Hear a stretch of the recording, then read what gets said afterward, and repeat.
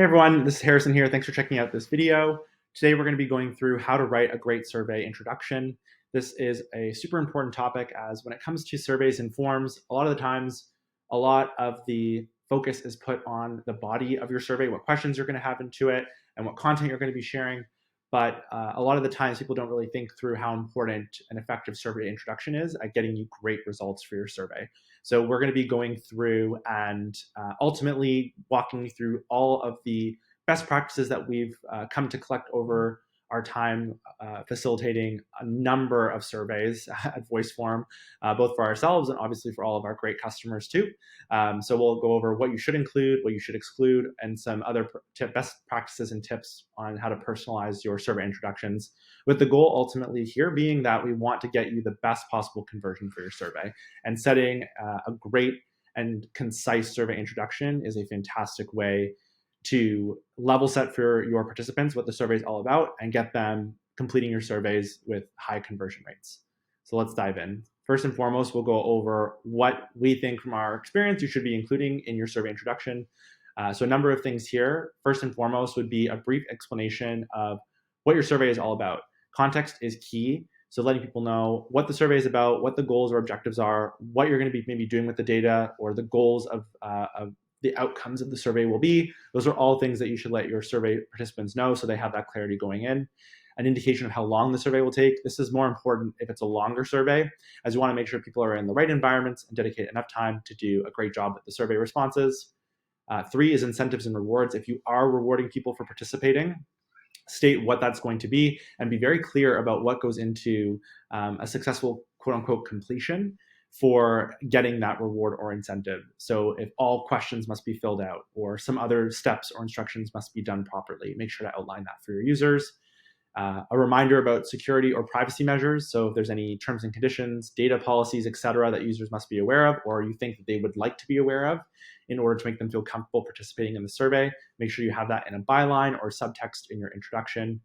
Leveraging multimedia. So this is, I think, a key differentiator and something we've seen hugely successful with introductions.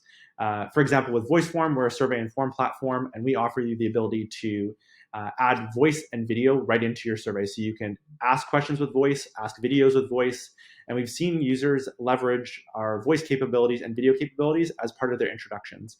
So you can add a video introduction, introducing yourself, the goals of the survey, and bring more authenticity and connection between the survey creator and the audience regarding the survey itself, so they know who is kind of behind the scenes of the survey, as well as you can, even if you would prefer not to use video, can do voice too.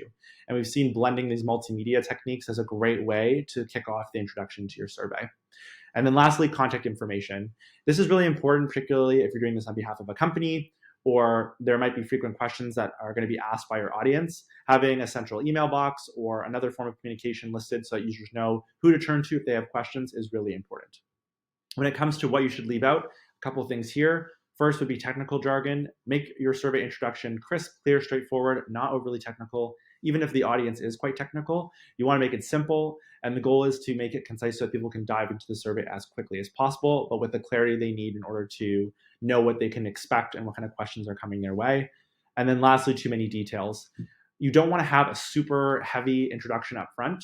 If you have a long survey, for example, with VoiceForm as one just example of this, instead of having a very heavy survey introduction, we offer you a description page capability. So you can insert description pages throughout your survey where you can have instructions that are kind of added as users go through, or if they have things that they need to be thinking about, you can inject it right into the survey at varying points versus having it all up front. And that just keeps the user focused and not overwhelmed or having to continuously revisit the start of the survey if they have questions or need reminders about certain steps. So we'd recommend, breaking it out into various description pages, and we've seen that be very effective. And then a few other tips. Again, all this is available in a blog on voiceform.com, so feel free to check it out. We greatly appreciate you seeing all the details that went into this blog. But make sure to personalize your survey introductions. Use informal humor or language where appropriate.